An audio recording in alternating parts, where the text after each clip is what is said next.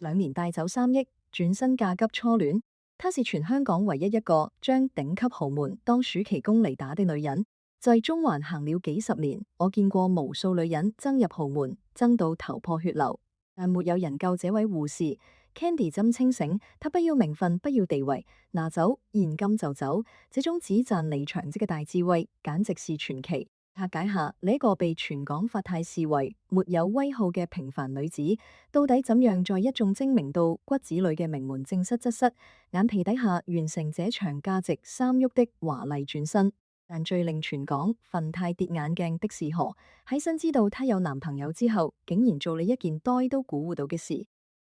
至於是什麼，我們留到最後才講。何生，尤其是好像何唐生這種經過風浪富甲一方的男人，到了晚年，他最怕的是什麼？不是沒有錢，不是沒有權，係是寂寞。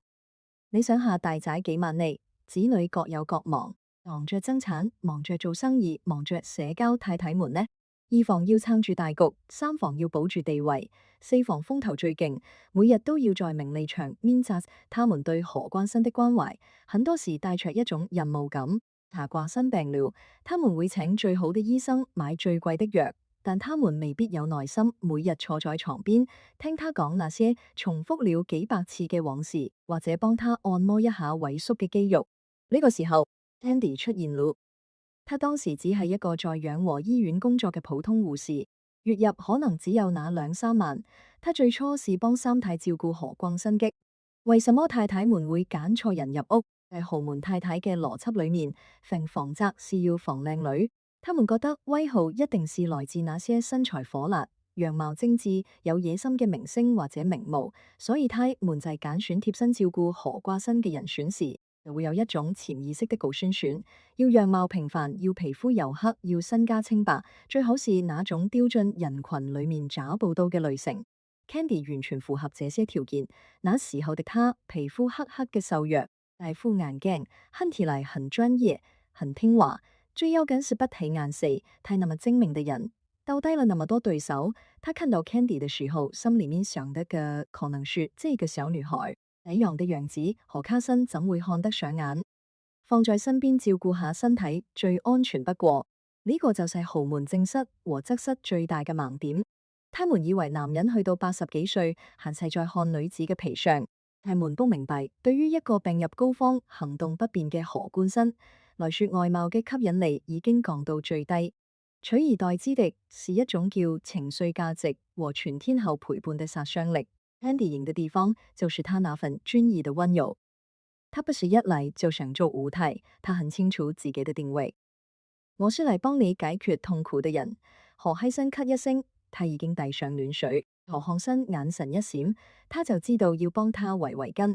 這種細緻入微、不帶任何攻擊性嘅照顧，對於一個在權力港風坐了幾十年、見慣了人人都對他有求的何漢生來說，簡直是一股清泉。夏家新會覺得那班太太來探我是為了問我拿錢、問我拿權、問我那些遺產怎樣分，但是這個 Candy，他只是想我舒服點，他只是想我身體好點。街坊，你說吧。如果你是我個何過新，你會寵哪個？慢慢地，何過新開始不習慣沒有了 Candy 在身邊，由原本是三太請回來嘅護士，變成何過新指定要帶在身邊嘅私人助理。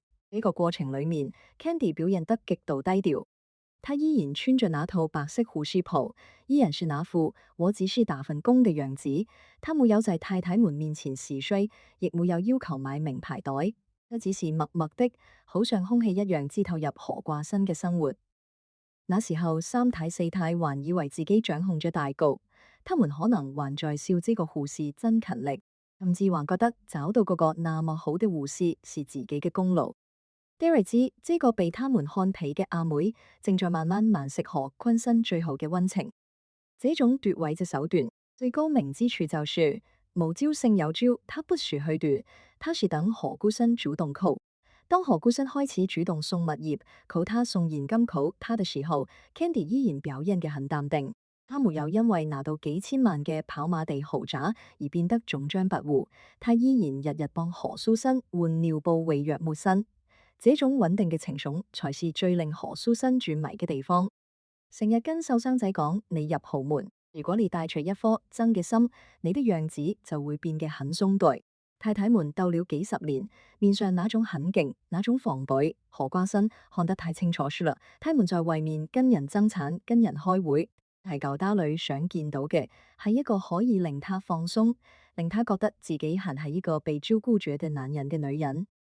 Candy 就是提供了這種溫柔商，他沒有名門望族嘅包袱，亦沒有家族生意嘅壓力。他唯一的工作就是令何家新開心，但是你以為 Candy 是真的因為愛而留下？如果你咁樣想，你就太天真了。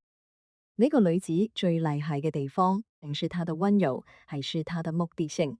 她由始至終都很清楚，這個男人是我的老闆，不是我的老公。這間大宅是我的辦公室，不是我的家。很多女子入了豪門，很快就會迷失，拿了2件珠寶，住了幾天大屋，就真的以為自己是女主人，開始想爭名分，想生孩子，想在遺產分配裏面分一杯羹。一旦你有這種野心，你就會露出馬腳，太太們就會好像鱷魚聞到血腥味那樣衝過嚟將你撕碎。但 Candy 沒有，她很清醒地計算着每一日嘅時薪，她知道何救生嘅身體狀況，她哋知幾段關係不會長久。她亦都知道，如果她真的要做五太，她就要面對2、3、4房嘅聯手夾擊，到時可能連命都沒有。所以她選了一條最聰明嘅路，低成本高回報。她不要五太這個虛名，這個名分，背後是無止境的官司，是媒體的追蹤，是一世都要跟這個家族捆綁在一起。她要的是現金，是可以帶走，可以在外面過好日子的真金白銀。呢個護士入屋嘅故事，其實係一個頂級市人嘅佈局。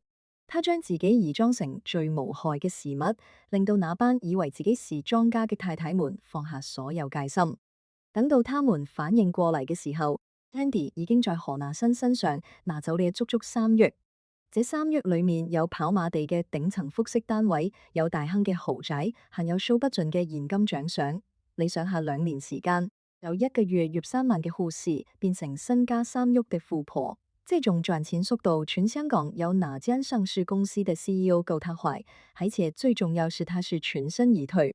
很多人說他是太鬼迷心理了，何以琛其實不是，係他看穿了富豪裏面最深層嘅潛規則則。富豪最不缺的係錢，最缺的係不求他錢的假象。Candy 成功營造了這種假象，令到何百新覺得送錢金呢個女子是他自己心甘情願嘅，甚至是一種補償。呢個女子的眼神裏面從來沒有那種我要上位的殺氣。老街坊，你有空去看看當年媒體拍到的他的照片，他永遠是低頭走路，或者是含情脈脈地望着何偉新。他那淡定，其實是一種做完這單就收工的豁達。而這個時候，大宅裏面嘅戰爭才真正進入白熱化。4太終於發現不對路，2太、3太亦都開始坐不穩。他們發現呢個平時在他們面前唯唯諾諾幫忙拿東西的小護士，竟然已經成為何康新身心裏面最重分量嘅人。他們開始聯手，開始想辦法怎樣趕走這個入侵者，但他們不知道 Candy 根本不怕被趕走，因為他袋裏面那張支票已經足夠他跟他嘅初戀男友過幾世富貴生活。這場豪門爭鬥，太太們輸在傲慢，他們以為美貌是唯一嘅武器，以為家世是唯一嘅護身符。他們忘記了在衰老和孤獨面前，一雙溫暖嘅手遠比鑽石項鏈來得動人。Candy 的出現好像一面鏡子那樣，照出了這班豪門犯太多年來嘅虛奇和疲累。他們鬥了幾十年，最後竟然及一個不起眼嘅平凡女子耍了個大便宜。如果你問我呢個女子背後到底有什麼神秘力量，我會說那種力量叫清醒。她知道自己要什麼，更加知道自己不要什麼。她不要名利場嘅虛榮，她只要實際嘅生活。她不想做豪門裏面嘅金絲雀，她想做掌握自己命運嘅老鄧。呢個平凡女子最初怎樣透過溫柔奪位？其實她不是奪，她是填補。她填補了何家新內心最後的空虛。何坤生用他最不在乎的金錢買了一段最後的心理安慰。這場交易在 Candy 看來簡直是世界上最划算嘅暑期工。大家覺得在豪門裏面是美貌重要點，但係這種看穿人心的情緒價值更具殺傷力。留言區告訴我，豪門的水很深，但我帶你游。講到那場驚天動地的豪門保衛戰，喺中環這些地方消息傳得快過流感。當全香港嘅媒體拍到這位原本穿着白袍的小護士 Candy 開始換上一身名牌，拿着幾十萬一個的 Hermes 出入跑馬地和山頂豪宅嘅時候，大宅裏面那幾位坐了幾十年江山嘅太太，終於發現火燒後欄路。一個平凡女人怎樣用陪伴這種最高段位嘅風水，逼到三位水火不容嘅樊太破天荒聯手？你試下想象我個畫面，平日報紙上面二房三房四房什麼關係，是見面題都未必打招呼，爭產爭到上法庭，就係社交爆兒要計散，第一站得更忠心的死對頭。但是在2007年到2008年期間，這種格局被一個小護士貼地破了。為什麼？因為 Candy 不是在外面搶生意，他是在偷家。提高新的身體狀況，一日差過一日。呢個時候，多維能夠24小時貼身按摩，多維能夠在他耳邊講笑話，多維能夠在他最無助嘅時候為他拿好熱湯，多維就是掌握了最高權力。呢種權力不是來自股份，還是來自情感依賴。有錢人晚年最怕什麼？不是沒有錢，是寂寞。你想下，太太們有自己嘅名媛圈子，有自己嘅美容慈善生意要搞，子女們長大成人，有自己嘅社交生活，甚至可能正在等着分身家。何國生坐在輪椅上面，望着空河的大宅，那種心痕，你好，我這些平民未必明白。這個時候 Andy 提供嘅情緒價值到底值多少錢？他由原本是三太請回嚟嘅護士，變成了何國生名副其實的分身。媒體拍到他們一起去跑馬地，康馬拍到他們在醫院門口。Andy 不是好像其他下人那樣站在後面，而是緊緊握住何共生嘅手，另一隻手還幫他擋住風。何共生望向睇嘅眼神是一種帶着依賴嘅溫柔，這種眼神太太們可能已經幾十年沒有見過。於是全香港最奇觀嘅一幕發生了。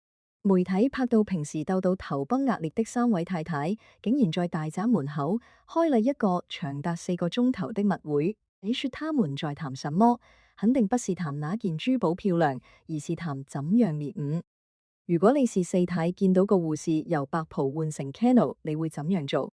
當時他們三位太太密談了4個鐘，得出嘅結論竟然是無計可施。為什麼滅伍聯盟正式成立？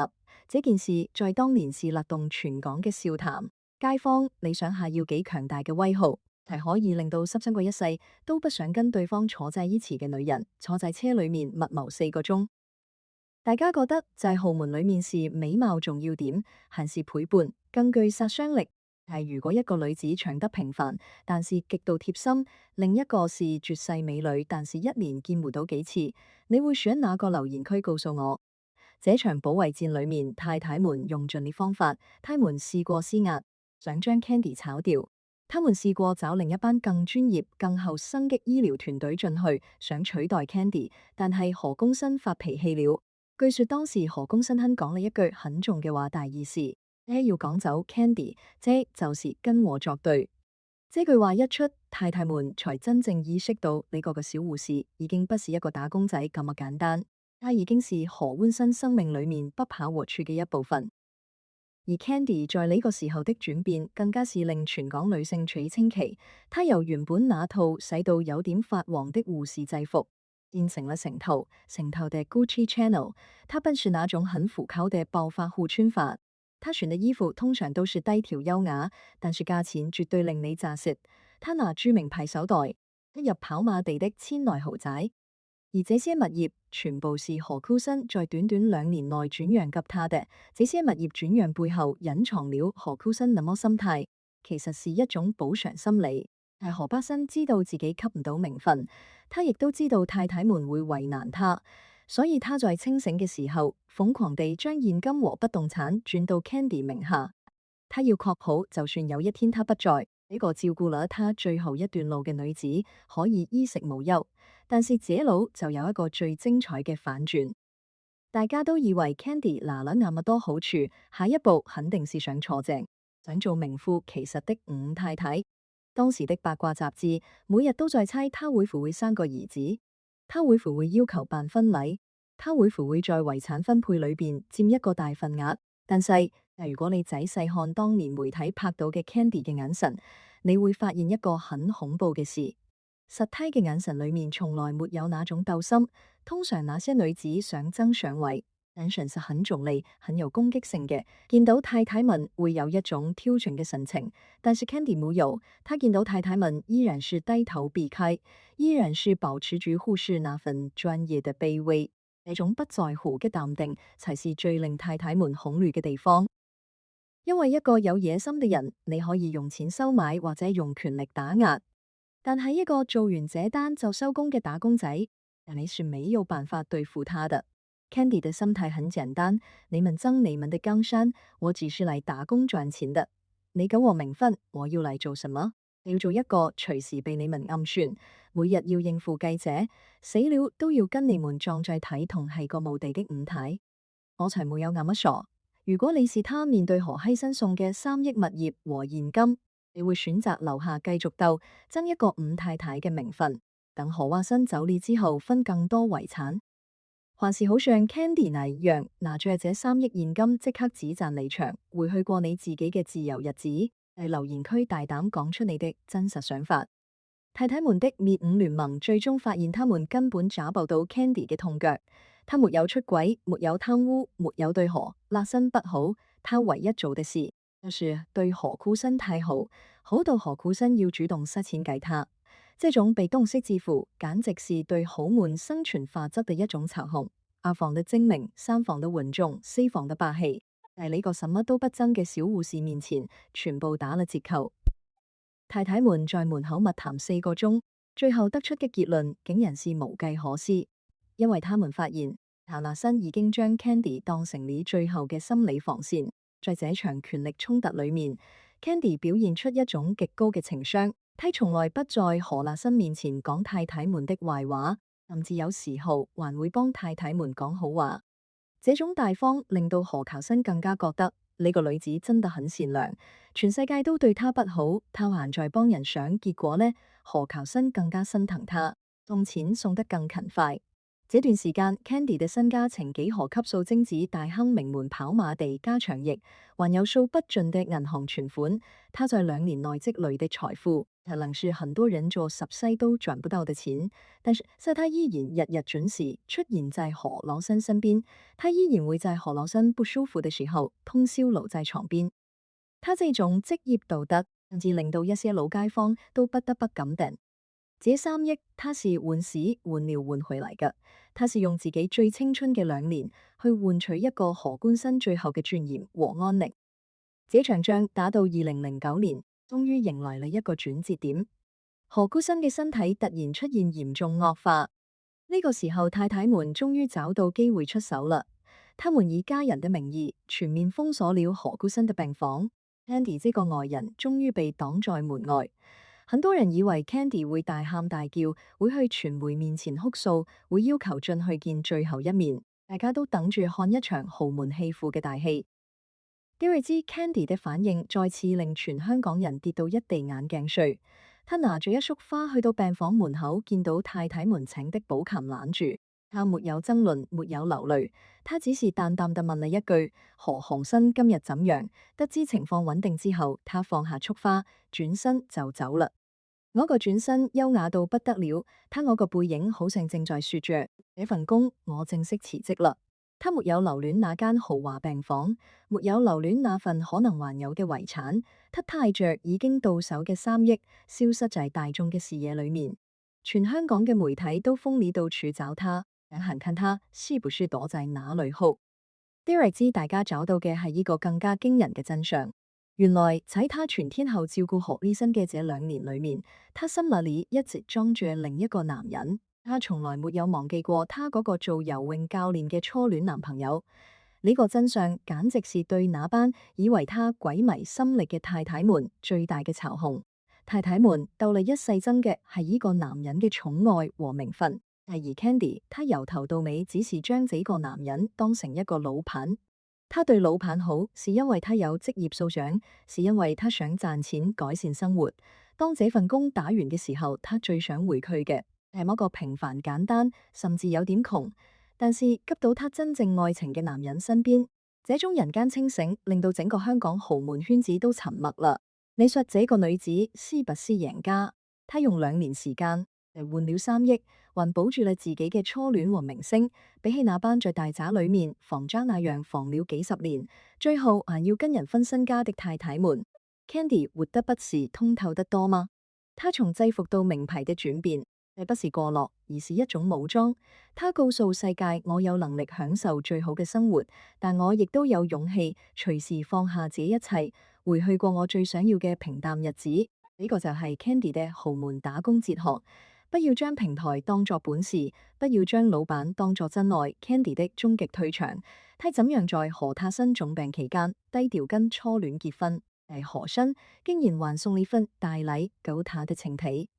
這種3個人嘅默契，才是這段豪門秘聞裏面最令人拍案叫絕嘅地方。2009年，香港豪門發生了一件足以載入史冊的大案。不是哪個富豪又娶了新老婆，亦都不是哪間上市公司被收購，而是那位全港公認的巨頭何國新在大宅跌倒入了醫院。這一跌不單止跌出了一場長達數年嘅爭產大戰，更加是將這位準五太 Candy 推向了命運嘅分水嶺。但是 J 莉都估不到，這個在醫院門口被攔截的平民女子，竟然會用一種最震撼、最決絕嘅方式，為這段豪門打工生涯畫上句號。街坊，你試下想象嗰個畫面：中環養和醫院門口，全香港最頂尖的寶琴排成2行，氣氛緊張到連一隻爪麻飛過都要查身份證。2番房、4房嘅子女輪流出入，每個人面上都是一種戰鬥狀態。這個時候 ，Candy 拿着一束鮮花，穿着一套平實的便服出現了。他想進去探何打新，但是他被攔住了。換作是普通嘅豪門上位女，這個時候肯定是會對着鏡頭大喊大叫，數落那班太太怎樣刻薄，又或者是在門口長跪不起，演一場情深意重嘅戲給傳媒看。但是 Candy 沒有他，望着那班擋住他去路的寶牆，望着那條他曾經出入無數次，如今卻變得冷酷無情的大門，他只是淡淡的笑了一下。他那笑就是苦笑，而是一種任務完成嘅輕鬆。他放下了花，沒有跟任何人爭論，轉身就走。我個轉身乾脆利落到令全港傳媒都呆啦。為什麼他不爭？他難道不知道呢個時候進不去就等於永遠失去與分遺產嘅入場券？其實呢個就是 Candy 這個人最通透嘅大智慧。止賺離場，他很清楚，當何歸身昏迷或者失去掌控權嘅那一刻，這間醫院已經變成了一個修羅場。那裏不再是他嘅打工地方，而係一個會隨時吞噬他嘅船輩。他手中已經拿着3億，對於一個出身平凡嘅護士來說，這份工資已經係溢價你幾千倍。如果再貪心，想進去分那幾百億嘅江山，他就要面對3個家族嘅瘋狂圍剿。他不想做豪門嘅祭品，他只想做自己人生嘅老闆，所以他選擇了極速退場。當全香港還在熱烈討論何巴新會唔會立他做五太嘅時候，Candy 已經悄悄地搬離了大宅，甚至換了電話，徹底消失在名利場嘅視線裏面。不久之後，傳來了一個令全港發太都覺得臉紅嘅消息。Candy 跟他拍拖13年嘅初戀男朋友，一位平凡嘅游泳教練，低調地註冊結婚啦。這件事簡直是對那班爭了一世名分嘅太太們最響嘅一巴掌。裏面是如生命鬥到頭破血流嘅我個名分，喺別人眼中根本連初戀男朋友嘅一個擁抱都不如。Candy 用行動告訴全香港：我幫你們老公換屎換尿撳寒問暖。我不是因為愛他，我是因為專業。我的愛一早已經給了我個陪我由無到有在泳池這邊等我下班嘅男人。有個最令街坊拍案叫絕的新槽點，原來何光新在清醒嘅時候一早知 Candy 有個男朋友，提冠新甚至還大方到幫這位初戀教練買了一層樓。這個就是開頭我說低都估不到的事。街坊，你說吧，這種3個人的默契，是不是更好看過電視劇？係顧新在 Candy 身上得到了最後嘅溫柔，Candy 在何顧新身上得到了下半世嘅保障。而初戀男友就係這段2年長假之後，迎回一個身家3億嘅富婆老婆。在這場交易裏面，Dari 是輸家。好像每個人都是贏家，但是對比起那班每日又在大宅裏面防子女、防親戚爭產嘅太太們 Candy，這種拿錢回去嫁初戀嘅結局，簡直是一種命運嘅終極抄號。你覺得這位護士究竟是由頭到尾都這麼清醒，還是他只是好運剛好遇到一個很放手嘅何雷新？你覺得他算唔算香港豪門史上最強嘅生還者？喺留言區告訴我你的看法，提到一個令人心酸嘅對比。大家還記不記得何家新的原配太太？原配出身名門，當年係全澳門第一美人，陪住何家新由白手興家打到坐擁天下。但她嘅結局是怎樣？晚年重病，子女早逝，她住在大屋裏面，雖然有名有份，但是那種涼涼和孤獨是多少珠寶鑽石都填補不到嘅。她擁有了名分嘅最高榮譽，卻失去了一個女人最基本嘅安寧。而 Candy 呢，她無名無份，甚至被很多人背後笑她是換屎護士。但是她現在生活在哪裡？她可能在外國某個海灘，跟她的初戀老公散着步，或者在她那間幾千內嘅豪宅裡面，看着自己嘅子女無憂無慮地成長。她不需要去爭產，不需要去開會，更加不需要去討好任何人。這種通透才是真正嘅贏家。豪門裡面嘅太太們爭了幾十年，最後得到的是什麼？是一堆冷冰冰嘅股票號碼和一群為了錢可以反目成仇的子女。他們一生都活在防人和被防嘅壓力裡面。Candy 用2年時間完成你別人幾輩子都完成到嘅財富累積，然後在最風頭火勢嘅時候斷捨離。他的故事告訴我們，一個女人的成功不是看她嫁得有多深入，還是看她走得有多快。豪門爭產爭了幾十年，到最後都位才是真正的贏家。是住在大宅裡面防子女防親戚的鳳太，還是這位拿着3億去外國過平淡日子的前護士？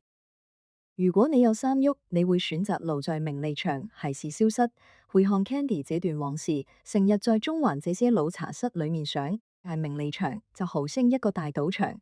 很多人進去是想贏一間廠，結果連條底褲都輸掉。但 Candy 這種人，他進去是想贏一頓飯，結果他贏了一個金蟲。贏了之後，他竟然還懂得在莊家未變面之前，將籌碼交換成現金，然後大搖大擺地走出大門。這種人才是最可怕，亦都是最令人佩服嘅對手。他將豪門當成了一間學校，一個職場。他在裡面學會了怎樣忍耐，學會了怎樣觀察人性。最後，他拿着獎學金畢業。他沒有愛上這間學校，亦都沒有想過要留校任教。他只想出去過他自己想過嘅人生。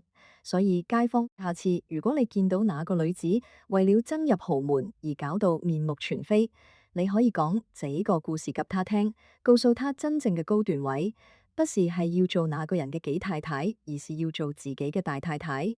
豪門的故事，看的係熱鬧，學的是人生。Candy 的3億是他用清醒換回來嘅，他沒有輸給貪念，沒有輸給虛榮，這一點已經超越了這個城市90%嘅人。想知道更多關於那個香港富豪背後嘅風雲秘聞，想聽下哪個名媛其實是表面風光，背後揾糧，留言告訴我你想聽哪個嘅故事，下次再跟大家深度拆解。如果你覺得今天嘅分享夠辛辣夠通透，記得即刻訂閱我，按下我個小鐘。香港最深的水，我帶你遊；最厚嘅面具，我帶你拆戴。你看穿名利場，學做人生大贏家。下集見。